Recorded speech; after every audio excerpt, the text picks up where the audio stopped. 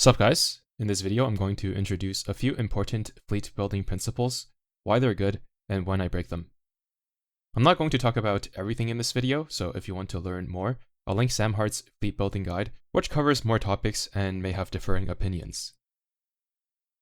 The first principle is to be goal-oriented. Let's say your goal is to clear chapter 15.3.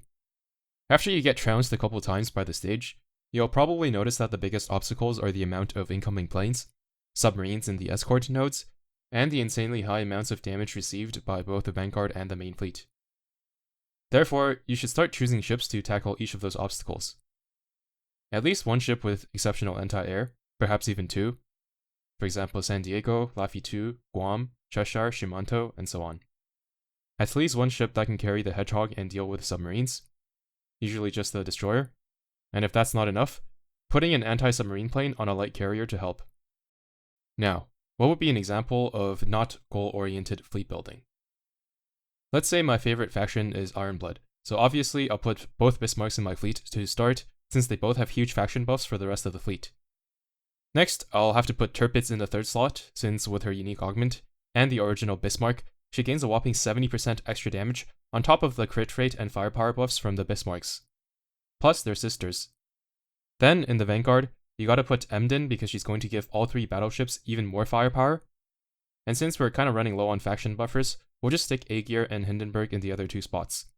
They're two of the best Vanguard ships in the game by any metric, and with all these buffs, you can't go wrong with them.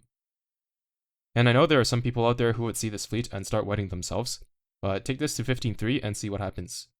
No anti-air, no anti-submarine, and no air superiority. This is what I mean by goal-oriented fleet building.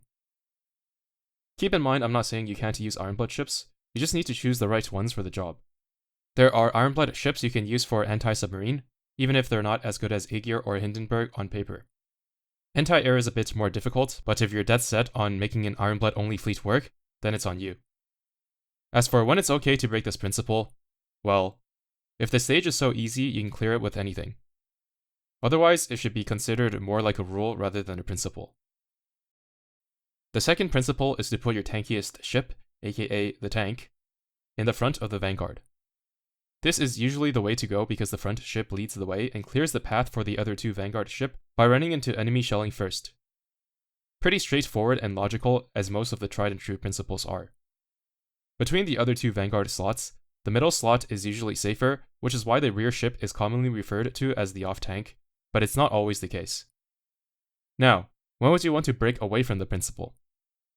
First, if you can get away without using a ship that is typically classified as a tank, there isn't really any reason to do so. You might as well just bring more damage to either finish the fight faster, or deal more damage to the boss.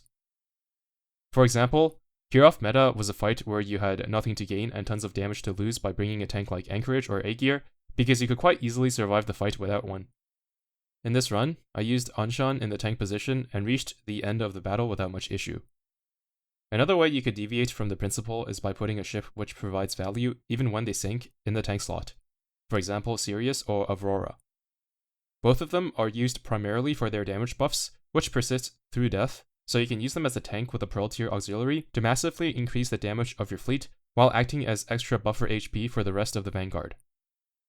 Yet another way was recently introduced in Eldritch Retrofit, who pretty much doubles the survivability of your entire Vanguard, so any non-squishy ship pretty much becomes a full-on tank with her support.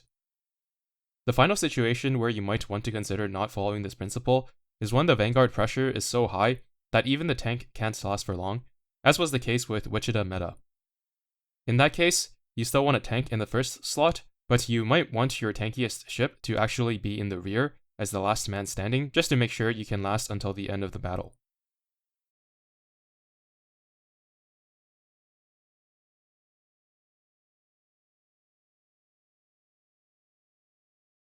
The third and final principle that I want to talk about for this video is using a battleship as your flagship in campaign. This is generally a good idea for three reasons. First, battleships have secondary guns that can intercept suicide ships and protect your carriers. If you do not run a battleship, they can become a pretty big obstacle. By putting them at the flagship position, they have better access to both the top and bottom lanes to shoot at incoming suicide ships. Second, a lot of battleships with big AoE barrages tend to favor the flagship position because their barrages are not aimed. Some examples include Marco Polo, Hood, the Big Sevens, and Nagato Meta, Gascon, and Izumo. Third, battleships in general tend to be bulkier than carriers, and if your flagship goes down then you failed the node, so it's a good idea to put a tankier ship in the flagship position. Now, when can you break away and not use a flagship battleship? One obvious case is when suicide ships are not a threat, which is the case for chapters 12 and 13. By bringing another carrier, you gain more air superiority and fighter interception while not having to worry about suicide ships. You also don't lose out on much AoE damage by using a carrier over a battleship either. You can get away with it in chapter 15 because suicide ships are not the primary threat, but it's still better to bring a battleship just in case. Another option is to have a way to take care of suicide ships without a flagship battleship. This can include carriers that have a secondary gun like Baron and Baron Meta, as well as a few others. Odin, who sits in the middle even if you put her on the side, or just having a lot of gunpowder in your vanguard ships to stop suicide ships before they reach the backline. There are also cross-fleet barrages that are specifically good against suicide ships, like UVHs and Guams.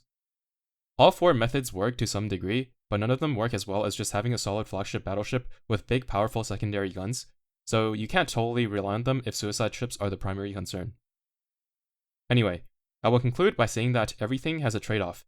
The principles are there because, in more cases than not, the advantages outweigh the disadvantages, but if you understand what those strengths and weaknesses are, then you will be able to evaluate the trade-offs for yourself and go against what is typically seen as correct to take your fleet building to the next level. Hope you found the information helpful. Thanks for watching and see you in the next one.